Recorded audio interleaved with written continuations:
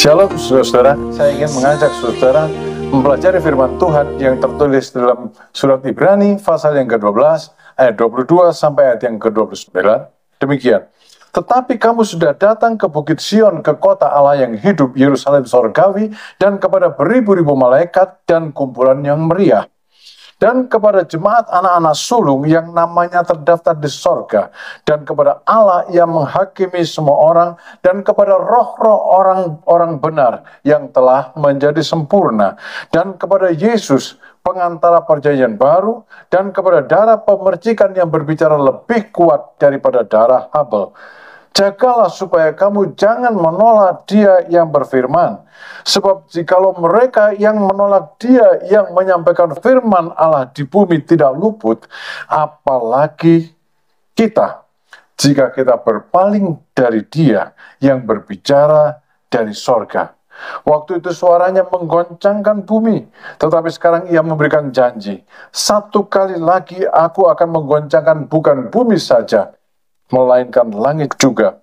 Ungkapan satu kali lagi menunjuk kepada perubahan pada apa yang dapat digoncangkan, karena ia dijadikan supaya tinggal tetap apa yang tidak tergoncangkan. Jadi, karena kita menerima kerajaan yang tidak tergoncangkan, marilah kita mengucap syukur dan beribadah kepada Allah menurut cara yang berkenan kepadanya dengan hormat dan takut. Sebab Allah kita adalah api yang menghanguskan. Saudara-saudara, hanya ada dua negeri atau dua kerajaan. Stabilitas negeri di mana kita menentukan masa depan kita. Pilihan untuk menetap di negeri yang mana sepenuhnya ada di tangan kita. Yang pertama adalah negeri atau kerajaan yang bisa goncang. Itulah dunia ini dengan segala sistem pemerintahan atau negara-negara yang ada di dalamnya. Dalam Kejadian 4 ayat yang ke-16 di situ diceritakan tentang Kain yang pergi dari hadirat Tuhan untuk kemudian dia menetap di sebuah tanah yang diberi nama tanah Nod. Nod itu berarti gemetar atau bergoncang, tidak stabil. Perhatikan di sini. Kain tinggal di tanah yang bergoncang, yang tidak stabil, di negeri yang bergoncang dan tidak stabil, setelah dia pergi dari hadirat Tuhan. Dan kata lain, saudara, kehidupan orang yang jauh dari Tuhan adalah kehidupan di dunia. Kehidupan yang selalu goncang dan goyah. Kehidupan yang tidak stabil. Dan saudara, segala sesuatu berubah di dunia ini. Karena dunia ini mudah goncang. Karena dunia ini goyah. Ada berbagai hal yang bisa menyebabkan dunia ini gonjang-ganjing, saudara. Bencana alam, perang, krisis ekonomi, pandemi, menginvestasikan kehidupan pada satu negeri yang tidak stabil, menginvestasikan kehidupan pada satu kerajaan yang mudah goyah atau goncang, menyebabkan kehidupan menjadi tidak stabil, goyah, goncang, tidak berketentuan. Dan jikalau ini dikaitkan dengan masa depan, maka itu berarti masa depan yang tidak berketentuan, alias masa depan yang suram. Orang yang menginvestasikan kehidupannya di negeri yang tergoncangkan ini, gampang panik, gelisah, dan khawatir. Tapi saudara-saudara, ada satu goncangan yang tak terbayangkan, yaitu kalau Tuhan menggoncangkannya. Di dalam ayat yang ke-26 tadi dikatakan bahwa satu kali Allah berfirman dan menggoncangkan seluruh bumi ini, dan membinasakan semua manusia, kecuali orang yang benar di hadapan hadirat Tuhan. Itu pada waktu Tuhan berfirman dan menurunkan air bah yang menghancurkan seluruh dunia ini.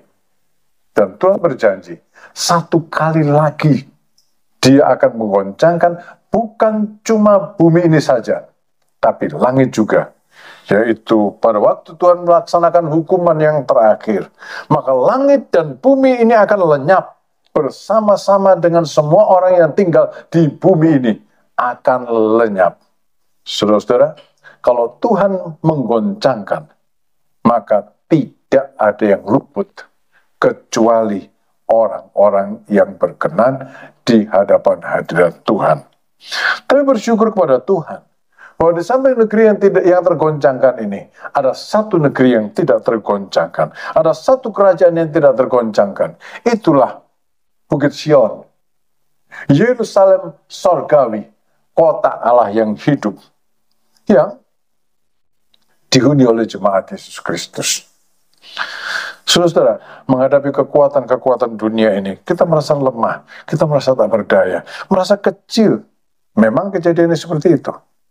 Di dunia ini, kita menderita aniaya dari segala sudut.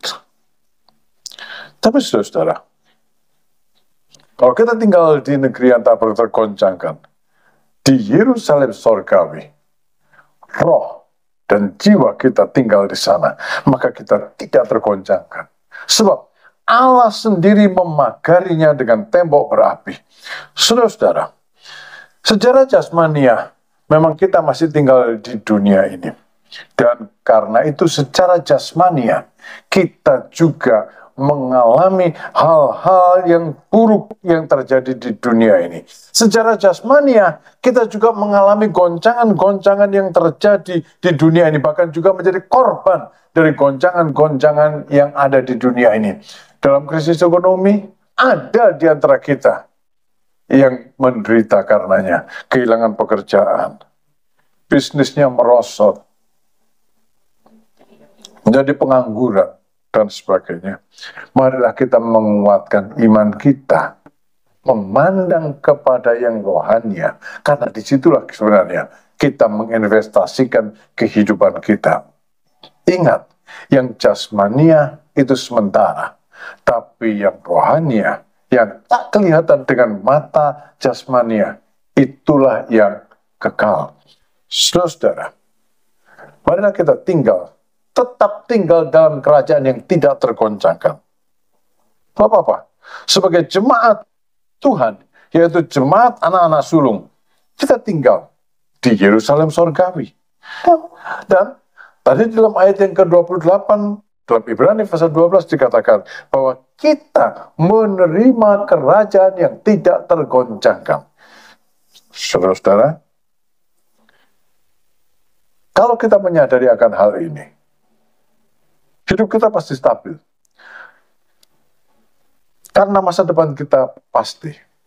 Saudara-saudara, penderitaan jasmania tidak akan menyebabkan kita kehilangan stabilitas kehidupan kita. Kita tetap tak tergoncangkan. Kesukaran jasmania tidak menyebabkan kita kalah, tapi kita tetap teguh, tidak tergoncangkan di dalam Tuhan.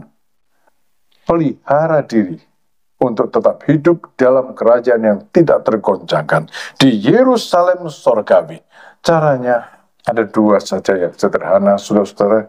Yang pertama, jangan menolak firman Tuhan yang disampaikan kepada saudara. Kita tidak menolak firman Tuhan yang disampaikan kepada kita.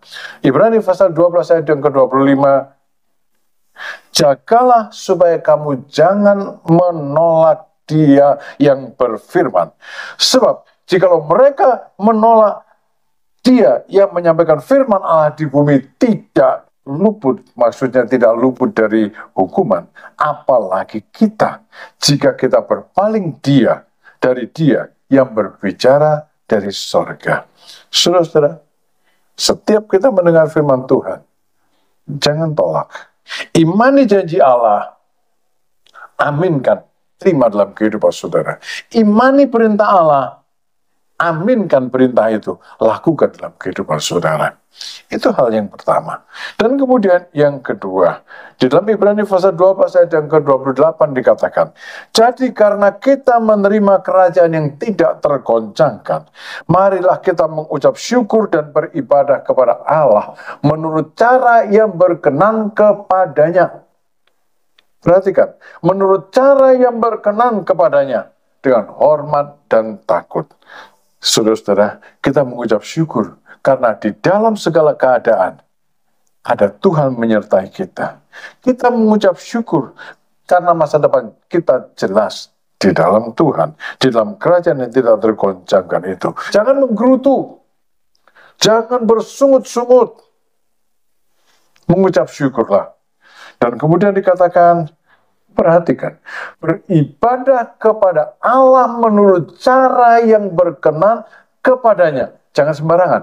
Oh, pokoknya saya sudah beribadah, sudahlah.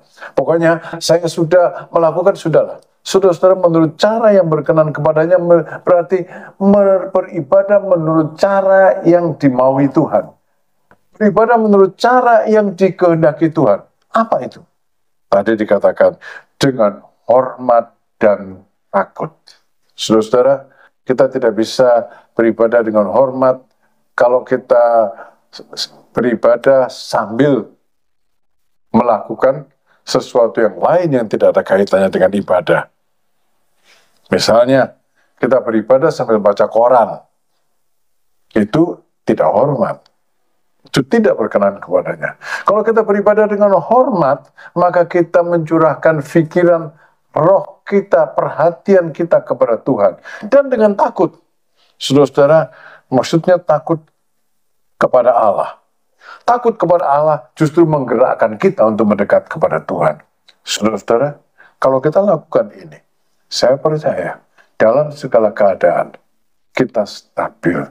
Kita tidak gampang atau bahkan tidak dapat digoyahkan karena Allah memagari kita di negeri yang tak tergoncangkan itu, di Bukit Sion rohani, di Yerusalem sorgawi.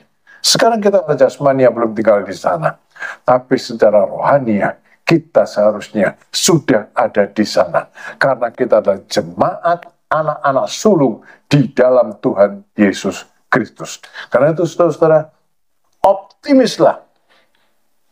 Jangan jadi pesimis karena keadaannya sekarang ini.